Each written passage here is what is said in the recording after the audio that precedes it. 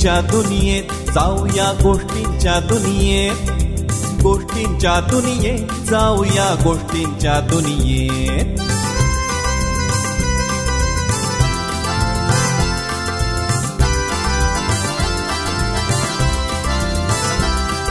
मातृभूमी ही संस्कारांची, वैज्ञानिक रणवीरांची कथा तयांच्या ऐकायाला ठरला फक्कड बेत, ठरला फक्कड बेत. गोष्टींच्या दुनियेत जाऊया, गोष्टींच्या दुनियेत.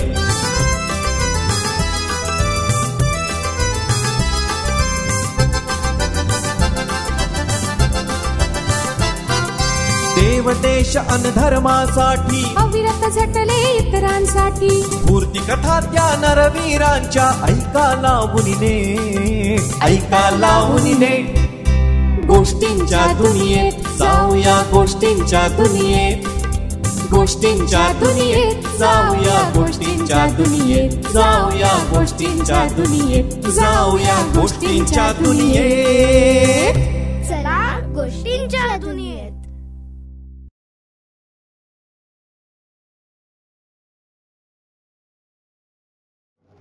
चला गोष्टींच्या दुनियेत ह्या उपक्रमाला माझ्या खूप खूप शुभेच्छा. याआधी पण तुम्ही बऱ्याचशा गोष्टी ऐकत आहात, यानंतर तुम्ही ह्या शिल्पपटाशी निगडीत अशी ही गोष्ट ऐकणार आहात.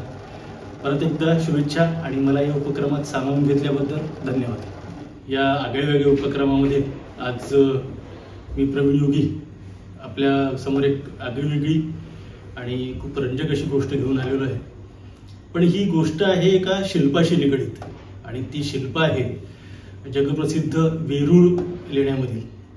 वेरूळ लेण्यामध्ये कैलास लेणं म्हणजे हिंदू मंदिर स्थापत्याचा परमोच्च बिंदू.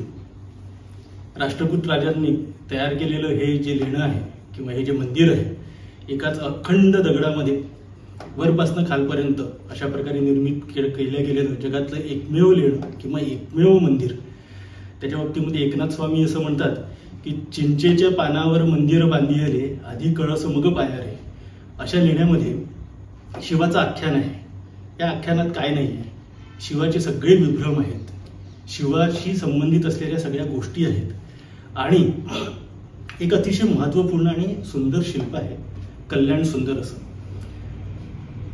कैलास लेण्यात तुम्ही प्रवेश केल्यानंतर सगळ्यात पहिल्यांदा तुम्हाला लक्ष्मी दिसते. लक्ष्मी दिसल्यानंतर डावीकडे वळल्यानंतर कैलास लेण्याच्या मध्यभागी जे मंदिर आहे त्याच्या भोवताल एक वरांडा आहे. त्या वरांड्यामध्ये अप्रतिम अशी शिल्प आहेत. या वरांड्यामधनं डावीकडनं जेव्हा तुम्ही प्रदक्षिणा करत जाता तर कोपऱ्यात एक शिल्प येतं. त्या शिल्पाला कल्याण सुंदर असं म्हणतात. कल्याण सुंदर म्हणजे शिव पार्वतीचं लग्न.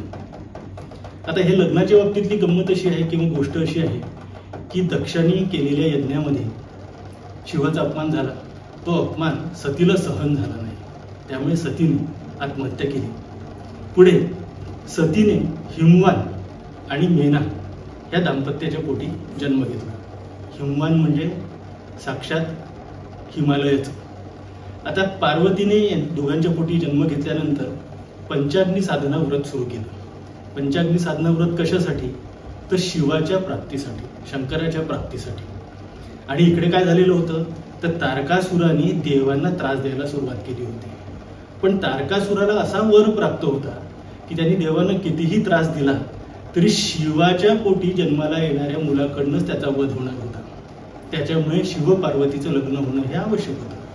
आता शिव पार्वतीचं लग्न होण्यासाठी म्हणून काय आवश्यक आहे तर शिवाच्या मनामध्ये कामाग्नी प्रबळ झाला पाहिजे, जेणेकरून तो पार्वतीकडे आकृष्ट होईल आणि शिव पार्वतीचं मिलन होईल किंवा लग्न होईल. म्हणून मदनाला शेवटी पुढे यावं लागलं आणि कामाग्नी हा शिवामध्ये जागृत करावा लागला. तो जागृत केल्यानंतर अर्थातच शिवाने तिसरा नेत्र उघडून मदनाला भस्म केलं होतं. हे जरी खरं असलं तरी ह्या कारणामुळे शिव पार्वतीचं लग्न झालं. या शिव पार्वतीच्या लग्नाला आधी सांगितल्याप्रमाणे कल्याण सुंदर असं म्हणतात. तर कल्याण सुंदराची हा जो शिल्पपट आहे हा वेरूळच्या कैलास लेण्यामध्ये ह्या वरांड्याच्या सगळ्या शेवटी आहे. हा शिल्पपट्ट कसा आहे तर तुम्ही जर बघितलं तर ह्या शिल्पपटाचं वर्णन करायचं झालं तर हे अवर्णनीय आहे, अप्रतिम आहे, विलक्षण आहे. ते कशामुळे तर बघताना असा भास होतो की हा शिल्पपट कोरणाऱ्या शिल्पींनी अक्षरशः श्वास रोखून हा शिल्पपट कोरलेला आहे. तर कारण असं आहे की याच्यामध्ये महारुद्र महादेव शिव हा मवाळा दाखवलेला आहे. मवाळ का दाखवलेला आहे? कारण ह्या शिल्पपटात पार्वतीने शिवाचा हात धरलेला आहे. एखाद्या स्त्रीने लग्नवेदीवर आल्यानंतर पतीचा हात हातात घेणं हे थोडंसं चुकीचं वाटतं, किंवा दोघांनी एकमेकांचे हात हातात घेणं हे योग्य वाटतं. पण काय झालेलं आहे की एवढ्या साधनेनंतर आपण शिवाला प्राप्त केलेल्या याच्यावर पार्वतीचा विश्वासच बसत नाही. त्यामुळे ती जेव्हा लग्नविधीवर आल्यानंतर तिने काय केलं, सगळ्यांच्या समोर शिव मला मिळालेला आहे त्याचा विश्वास न बसल्यामुळे चटकन तिने शिवाचा हात हातात घेतला. हात हातात धरल्याबरोबर ती लाजली, बावरली. अधोवदना सलज्जा पार्वती ह्यासाठी दाखवलेली आहे. आणि ही जी बावरलेली पार्वती आहे तिला धीर देण्यासाठी म्हणून महारुद्र शिव हा मवाळ झालेला आहे. त्यामुळे तो गुडघ्यातून वाकलेला दाखवलेला आहे. आणि त्यात त्यांनी काय केलंय, तिला आधार देण्यासाठी म्हणून तिच्या खांद्यावर हात ठेवलेला आहे. तिच्या खांद्यावर हात ठेवला. आता काय होतं, स्त्रिया जेव्हा लाजतात तेव्हा आपल्या अंगठीशी चाळा करतात, पत्राशी खेळतात आणि अंगठ्याने जमीन उकरतात. त्यामुळे या शिल्पाकडे जर तुम्ही व्यवस्थित बघितलं तर पार्वती आपल्या एका अंगठ्याने दुसऱ्या अंगठ्याला टोकरते आहे. आणि अधोवदना सलज्जिता तर आहेच, पण त्यात गंमत अशी आहे की ह्या लग्नासाठी पौरोहित्य कोण करत असेल तर त्या शिव पार्वतीच्या पायाशी तुम्हाला साक्षात ब्रह्मदेव दिसेल. तर हा लाजाहोमाचाच प्रसंग आहे. पार्वती अंगठ्याने टोकरते आहे, त्याच्यानंतर लाजलेली आहे. गंमत अशी आहे की पार्वतीला शिवाशी लग्न करण्याची घाई इतकी झालेली आहे की तिने एका पायात वाळात घातलेलं नाही. बघा, अप्रतिम असा हा शिव पार्वती प्रसंग आहे. आता काय होतं की लग्न झालं, हा कल्याण सुंदराचा प्रसंग झाला. लग्न झाल्याच्या पूर्वीचा एक प्रसंग आहे, तो कैलासच्या वेरूळ लेण्यामध्ये 21व्या लेण्यामध्ये आहे. पुढचा शिल्पपट्ट तुम्ही जो बघत आहात हा लग्नाच्या आधीचा प्रसंग आहे. काय होतं की लग्न ठरतं, मुलीकडचे मुलांकडे किंवा मुलाकडचे मुलीकडे मुलीचा हात मागायला जातात. त्याप्रमाणे ब्रह्मदेव आणि बृहस्पती हे दोघंही हिमवानाकडे गेले.